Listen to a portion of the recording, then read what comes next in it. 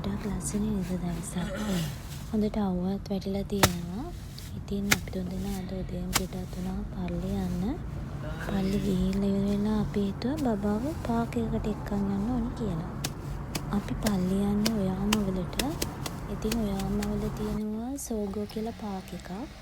ඉතින් අද අපි එතන තමයි මේ යන්නේ. අද අපි ගෙදරින් එනකොට කෑමත් හදාගෙන තමයි ආවේ. මොකද අපේ බබා ආසයි පික්නික් එකක් යන්න. මෙයා හැමදාම කියනවා අපි පික්නික් එකක් යමුද? එහෙම කියලා අහනවා. ඉතින් ලොකුවට නෙමෙයි අපි පොඩ්ඩක් කෑම ටිකක් හදාගෙන ආවා. එයාගේ ඒ ආසාව නිසා. අපි මේ පාක් එකට මීට කලින් ඇවිල්ලා තියෙනවා ජපානයට ආපු අලුතම. ඒ දවස්වල රස්නේ දවස් නිසා පාක් එක හරිම ලස්සනට කොළ පාටට ඇස් වලට හරිම ආස හිතෙන විදිහට තිබුණා. දැන් නම් කොහොම තියනවද දන්නේ නැහැ. ගිහිල්ලා තමයි බලන්න වෙන්නේ.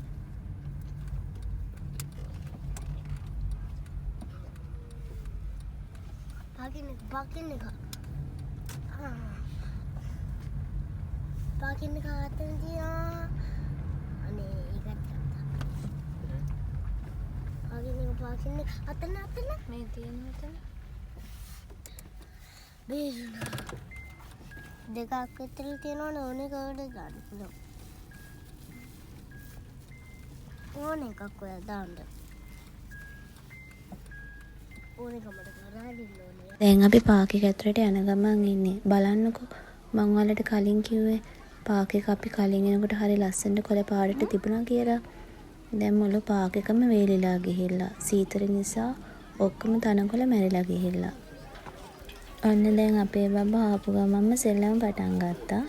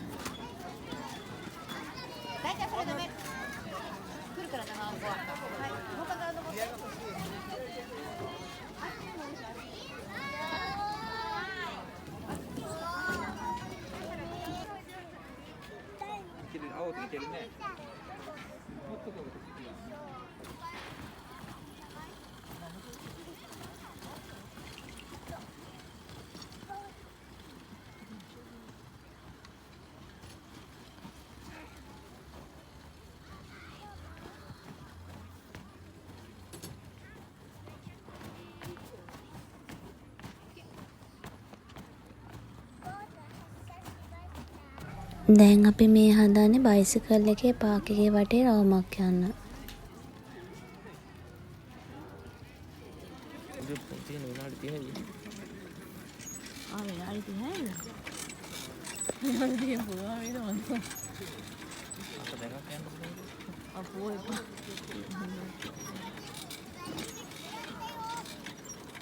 වගේ බයිසිකල් එකේ යනකොට මෙන්න මේ වගේ තැන් තියෙනවා බබාලට සෙල්ලම් කරන්න.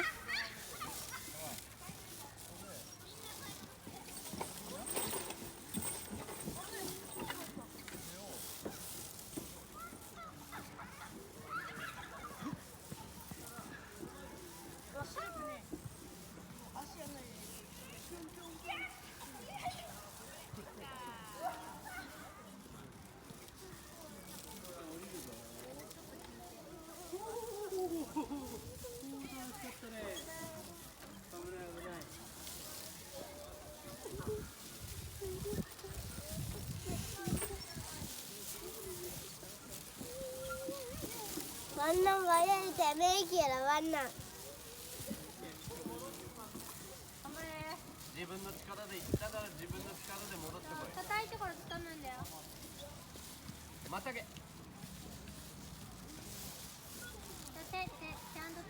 そういいよ。で足そうああいう感じ。もう大丈夫。 මේ දිගටම තියෙන්නේ චූටි ඇලක්. ඉතින් මේ ඇලේ චූටි මාළු වෙනවා. මෙහි ඉන්න බබාලා පොඩි නෙට් ගෙනල්ලා ඒ මාළු අල්ලනවා. වතුරත් එක්ක සෙල්ලම් කරනවා. ඒ වගේ දේවල් තමයි කරන්නේ. ඉතින් පොඩි අය කොහොමත් ආසයිනේ වතුරේ සෙල්ලම් කරන්න. වතුරට, පස්වලට, මඩවලට පොඩි ළමයි ගොඩක් ආසයිනේ. ඉතින් මේම සෙල්ලම් කරන්න පුළුවන් පරිසරයක් තමයි මෙතන හදලා තියෙන්නේ.